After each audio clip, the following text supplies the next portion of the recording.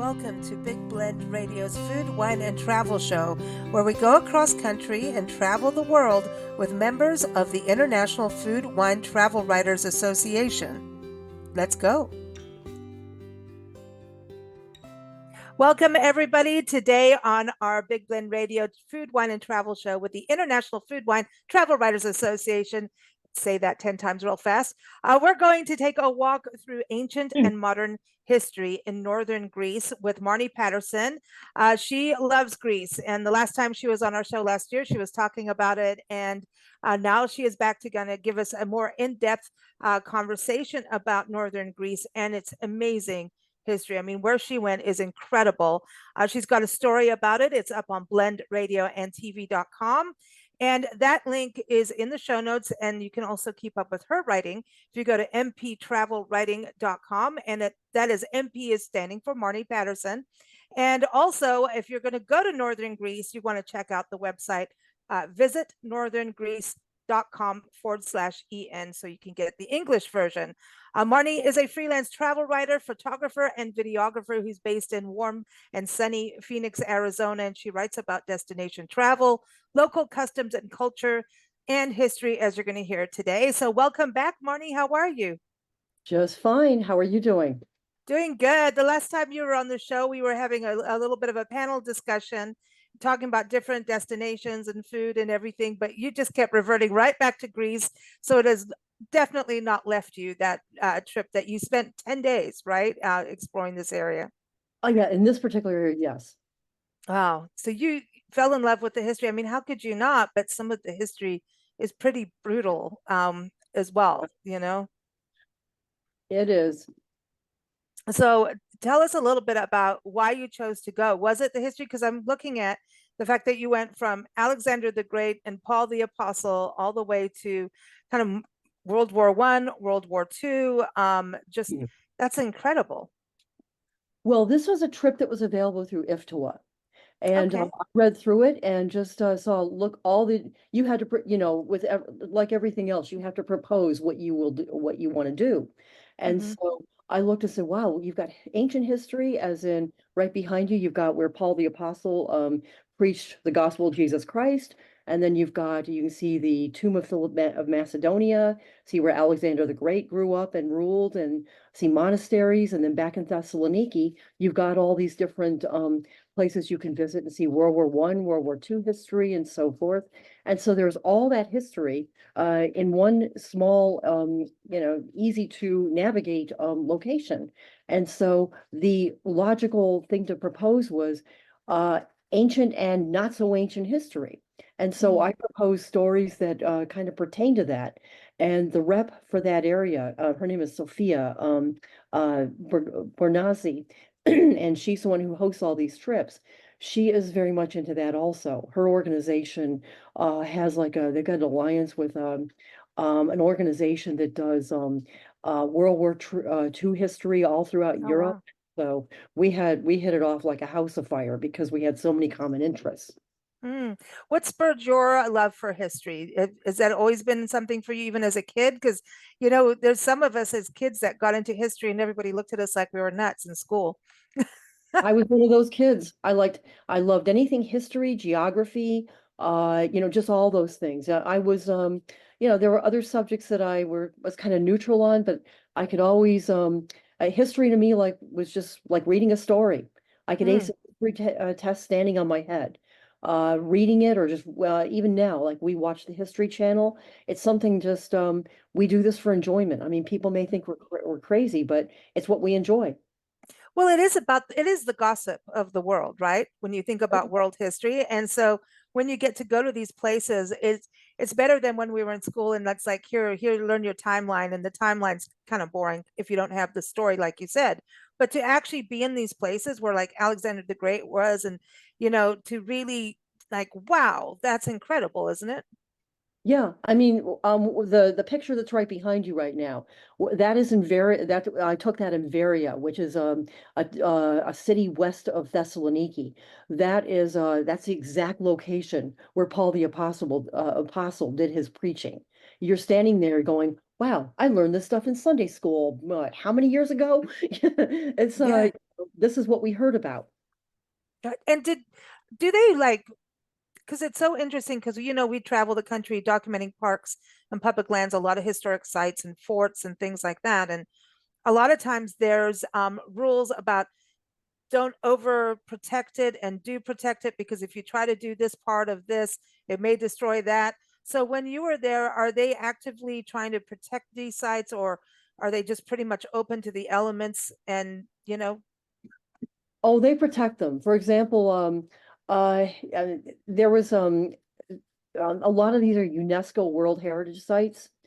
Mhm, Uh, I included some pictures of the monasteries that are on mhm. Mount Athos, which is east of Thessaloniki, out on the coast. Those you can't even go there. You have to take a boat, and the boats are required to stay about half a mile offshore. So you can get your pictures, you hear the commentary about the history of each of the monasteries, but you're not allowed to go there and trample all over everything. In Good. Thessaloniki, they've got a perfect example of what you just referred to. They're trying to build a metro system, which, by the way, they desperately need. The traffic there is horrendous.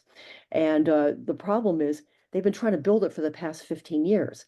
When they started doing the work, they uncovered Byzantine and Roman ruins.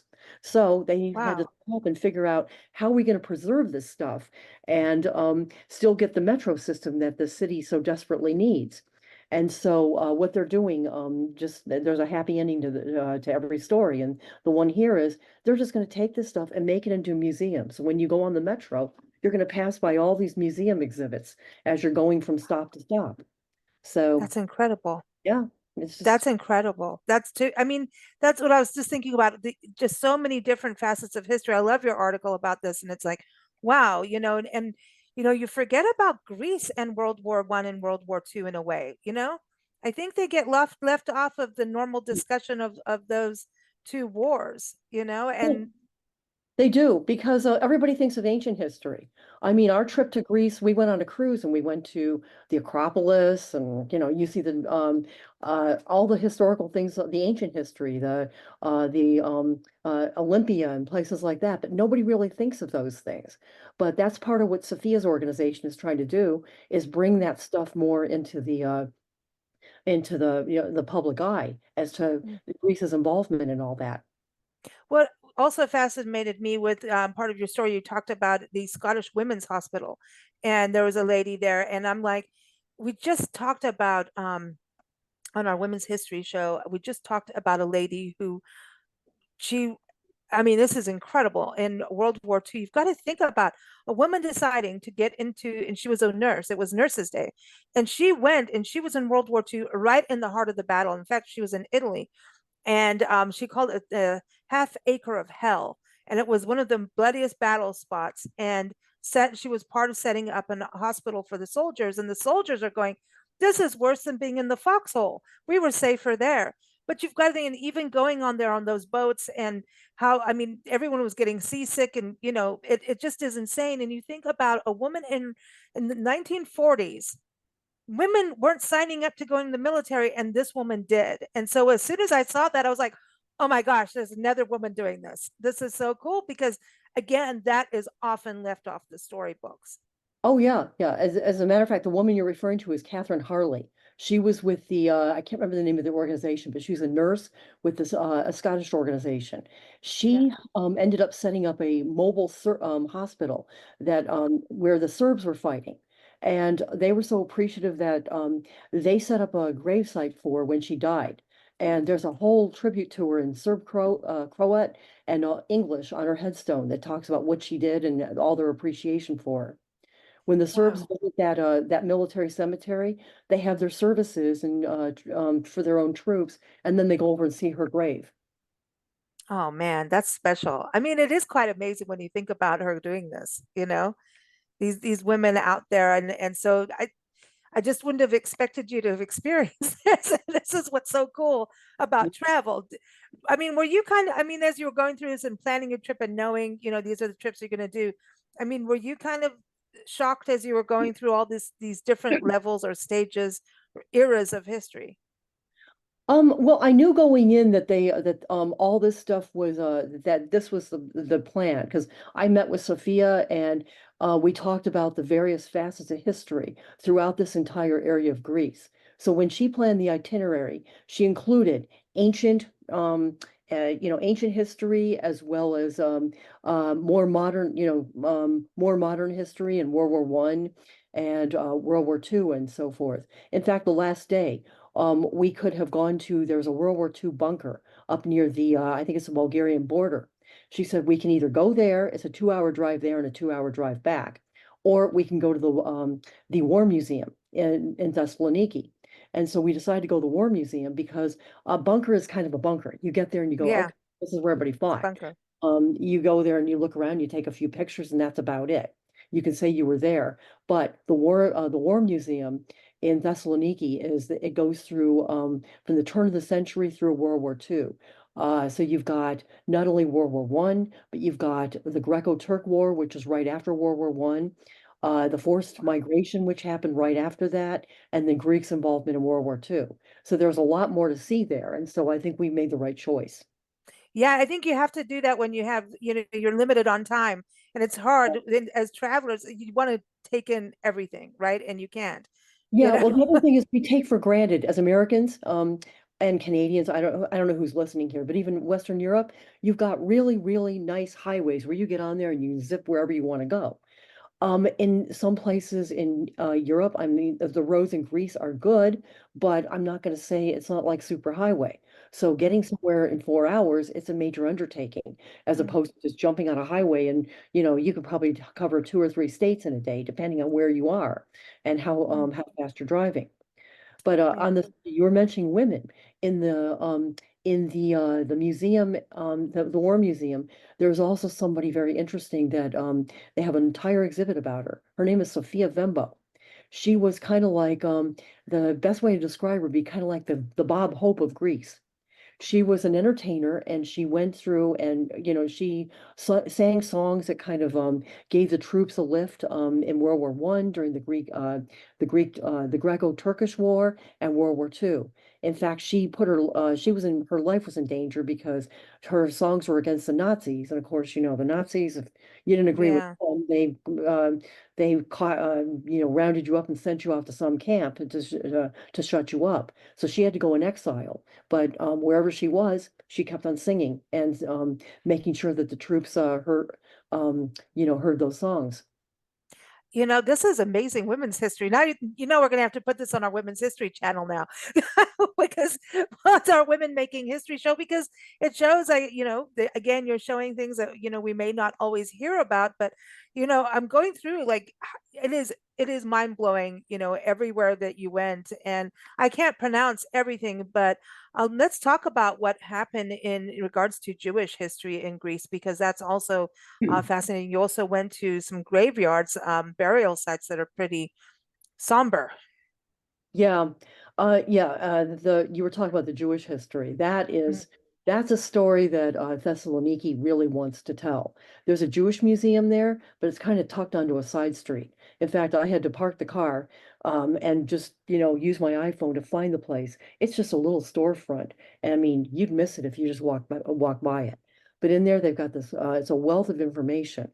But one of the things you learn about when you go there is Thessaloniki actually had a really nice, thriving Jewish community. They had mm, people come from all over Europe, and they had a Jewish cemetery that dated back to like the 15th century, 1500s, and so forth. And so the Nazis occupied Greece, and of course, they rounded up these people and sent them off to Auschwitz and various places. And I mean, you think that nobody can stoop this low, but the Nazis managed to. They went to the cemetery, uprooted all the graves and scattered the remains, and then took the headstones and used them to rebuild buildings, roads, walls, and so forth throughout the city. If you know where to look when you're walking around the city, you can see these wow. former headstones and the buildings. You'll see this, like, what is that? It's Hebrew writing. Around the White Tower, which is one of the Oh, places that people visit. It's one of the biggest tourist attractions, right on the Aegean Sea. The wall around there has Hebrew writing. on some of the heads on some of the stones. After World War II, the city government decided to keep it, and it's just a tribute to all the people who suffered during World War II. I mean, they couldn't remove it; it was easier just to keep it and just use it to pay tribute to them. Wow. That's wild.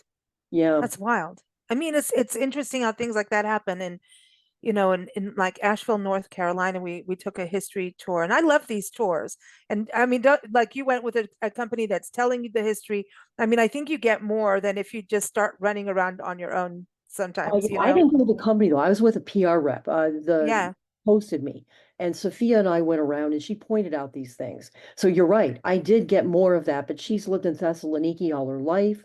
She Oh, does this cool. as a living. She took me over to the like the place where they're in Thessaloniki where they're building the metro and pointed and said, "This is where they're building, and they're trying to build this metro, and these are the ruins they found." So they're going through and cataloging all these ruins while they're trying to build the metro system. And then we went to the World War One cemetery, and she Oh, pointed wow. out. I would have walked around, but I wouldn't have known to go to the British section and see Catherine Harley's grave. Mm. I wouldn't have known to go to. I wouldn't have known about the history about like the Jewish history in Thessaloniki. So it helps to be with somebody who really knows that, whether it's a tour or whether it's somebody who really knows the area. Yeah, it's crazy. Yeah, we did that tour in Asheville, and it was a history and mysteries tour, and it was like haunted history, and it's because Asheville, North Carolina is super haunted. It's there's some wacky stories out of there, and it's super cool.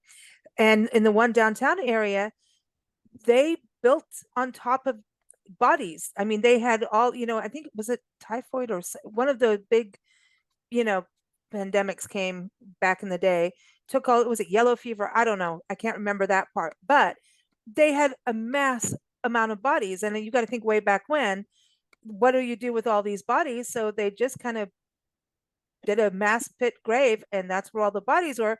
And now you're in the historic downtown, and there's church. It's all on Church Street, and you're literally walking or driving over dead bodies. It's crazy. Yikes.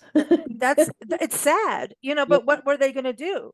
And they needed to do something, and it wasn't quite the downtown area yet, only a portion. So it's, these stories are there, but it when you don't know and you're just walking and shopping and going for a beer in the beer city, you don't know, exactly. so that's why I'm saying you got these inside stories, and that's the beauty of being a travel writer too, is we often get that scoop, you Hmm. know.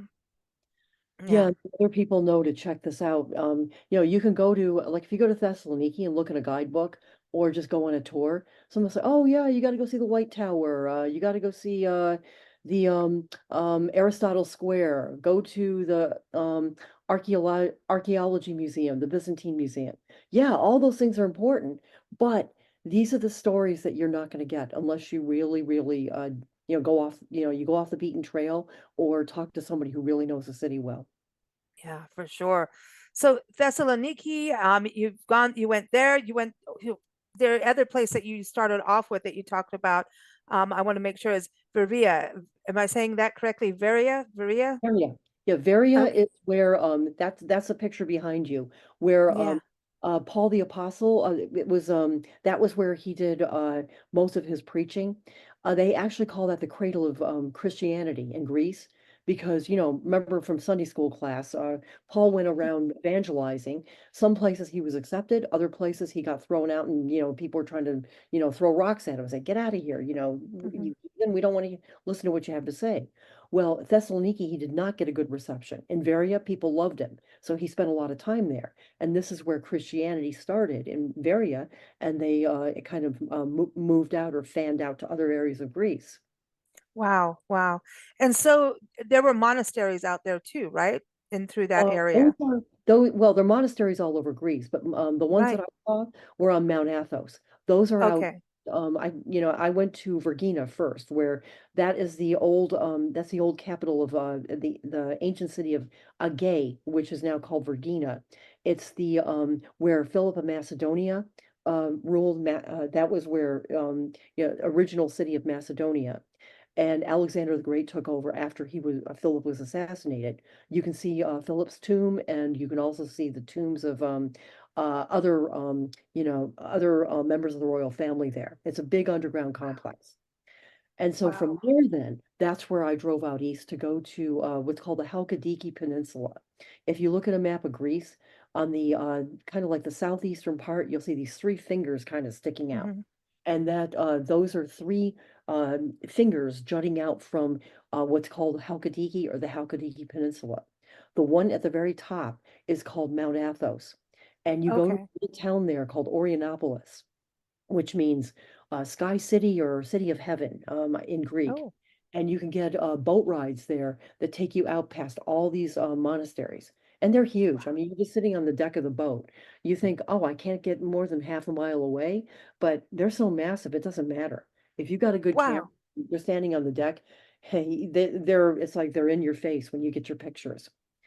And Wow. so they give you the history of each one. They tell you like when it was set up and so forth. And then after you're finished, you go back to it takes you back into Orionopolis. But you see, most people can't go there. A very, very limited number of men can. I think that it has to be like you're going for religious reasons, and then no women can. I guess, I don't know, they're into this, it's sort of a It's the religious thing. Yeah, it's the monks. It's for the monks, and women can't be monks, but I think there's a couple that have that in Buddhism, and I'm not, don't ask me anything about that. I'll get myself into trouble. Yeah, well, But it's actually, we went to a monastery that was Mhm. technically it was all women. It was a Oh convent wow. where they yeah, these ladies are, Yeah, convent. they're really they grow olives, they make olive oil. They had a whole people do basically what they're good at. So you had all these women who were into mosaics, and they're making, beautiful mosaics or icons like the ones that are behind you. The little they're little ones that people hang up in their houses and stuff like that. They can make those. And then also, what's interesting about them is from a more modern standpoint, they also had a foundation associated with the monastery, and they do, say, like modern day medicine. For example, you've got underserved populations, children, women, and so forth who need medical care. They've got an entire medical clinic set up for, oh gosh, let's see, mammographies, cervical cancer screening, Wow. pap smears, kids checkups. These are people who may not be able to get medical care in any other place. They can get it here.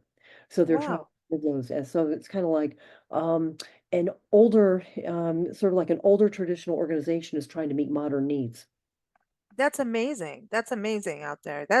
And you're talking about them, they're growing olives and making olive oil and doing all these kinds of things. Greece is known to be like a healthy region. Like it's like one of those blue zones, I think. I know Scottsdale near you is trying to become a blue zone community. So it's like the blue zone communities that, people are eating healthier, they're more active, they eat together, and wine, you're allowed to have wine together, which we like. So what was I just want to touch us outside the history here. You were going through all of this, but did you feel like you were eating healthier, or, what was it like in the food side and the lodging side? Okay, well, the food side, I'm not going to say it was healthier because we ate so much. Every place I Okay. went, I got to go to an amazing restaurant in Veria with Ionas, which is that would be John in English, but that was Sophia's counterpart in Veria. He took me to this amazing restaurant where they brought us out like five different courses, and two of them were desserts. So I don't know how Oh, healthy. okay. All right. Well, they're happy over there. Let's put it that way. Yeah. And we did go to a winery, Okay. and let's see, she took me out to a restaurant in a place called Polyeuros, which is out in Halkidiki. And we had the guy came out and said, "Okay, I can give you the beef. In other words, it's kind of like a bunch of different dishes. Do you want beef or fish and seafood?" We took the fish and seafood, and he brought out, gosh, we had, let's see, mackerel, sardines, mullet, squid, I can't remember what this is, but a bunch of different types of fish, and they all had wonderful sauces. And so I'm not sure how healthy it was. It was a lot of food. It was all good, healthy food, but there was just a lot of it. It's a good thing you went a lot of walking. Hey, and by the way, I love that this is airing in May because it's National Walking Month. So this is you did a lot of walking. So it's a balance, right? Yeah, you have to be some of those mountain towns, you have to do a lot of walking. You're going uphill and down. You feel like you're part mountain goat, or you wish you were, because it's a I mean, wear comfortable shoes. By the way, you were talking about accommodations. Just one thing for Yeah. any for people who are listening. Just a sort of like a travel tip. Not all Greek hotels and places where you can stay. Um, provide toiletries.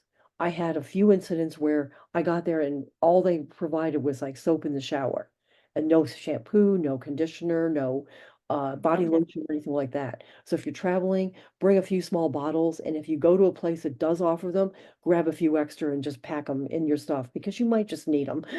yeah, you never know, especially for because how long were you in Greece as a whole? I was there for about almost 3 weeks. Wow, wow, yeah. So Some of you that do was need to click. personal. You know, Yeah. I did the northern Greece. That was part of a press trip, and then I went down to Santorini because I'd always wanted to see it. It wasn't part of our cruise, so I stayed there a couple days, and then went back to Athens because on our Athens leg we got to see the Acropolis, but there were other things we didn't get to see. So I Mm, went to see those things, and then came home. wow.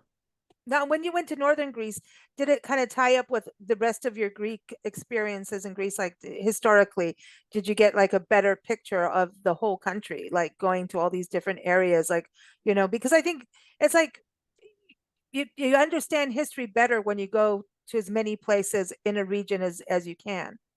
Yeah, you do because I mean in any city in Greece, Thessaloniki and Athens included, you're just walking along down the street, you turn the corner, and all of a sudden you're looking at ruins and you're going, "Oh my gosh, what's this? What are these here for?" It's an ancient palace or it was a temple or something like that.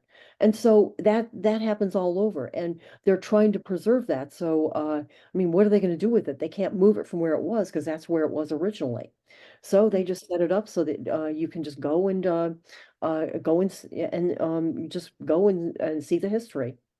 Cool, cool. I like this. I mean, I have not been to Greece, but every time people talk about it, I'm like, I want to go, and I think the history, I feel you make me really want to go.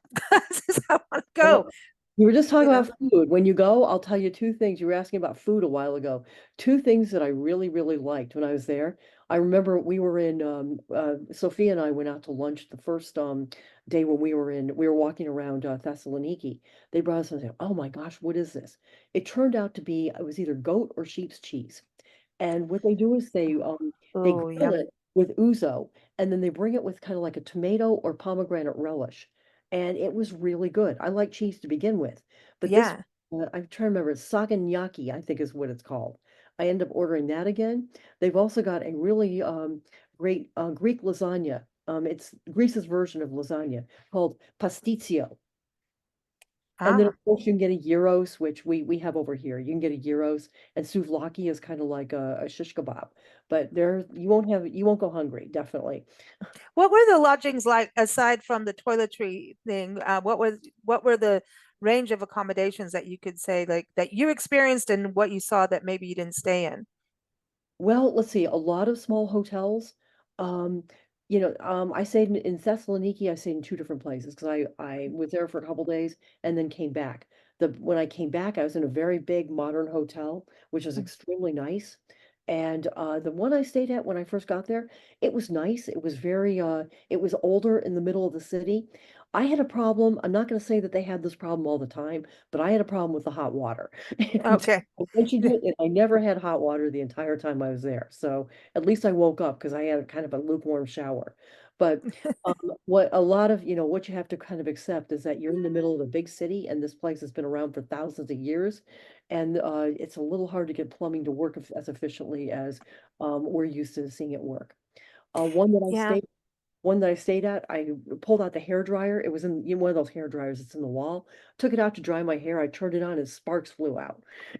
That was the same one where they only provided soap in the shower. So I went down, wet hair. I said, I got a problem. And they said, oh, God, we're so sorry. And they went and got one out of their storage and gave it to me and said, leave it in the room. We'll go ahead and replace it after you've checked out. And so they took care of the problem. You can't fault them there. But it was a Yeah. little annoying, just, uh-oh, this is not good. That's really fun. I mean, that's part of you can't have a hiccup with traveling. I mean, if you don't have a hiccup, you didn't really travel. Like, you know what I mean? Those kind of things are part of it. And it's like a hotel is never going to be perfect. A restaurant's never going to be perfect. You can strive for it, but especially in these older places, I Yeah. think it's hard. Nothing works the same, and in these, yeah, ancient places, it's going to be different. Well, the good news is in both those places, I could walk out the door and I could walk anywhere I needed to. It was right Oh, there. I like that. And then out on the I like coast, that. you get a lot of places like where they had me out in that was my home base for the Halkidiki Peninsula. It was more of a resort where it was kind of all inclusive. Modern, very nice room. They had, it was people go there for vacation. So there were pools there. Plus you were Mm. within walking distance, like right down the hill was the beach. And you could they had me set up where I got breakfast and dinner.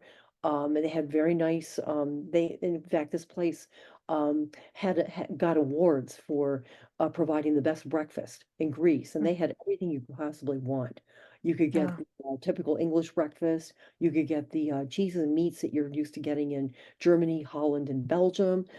You could get if you're from Asia and you wanted I don't remember seeing any kimchi there if you were from Korea, but I do remember seeing some ah, vegetable, that type of thing that you would eat from Japan. And then mm, cereal, just about anything you could possibly want.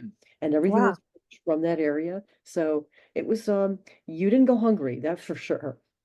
That's cool. Well, everybody, that's a good travel log for everybody.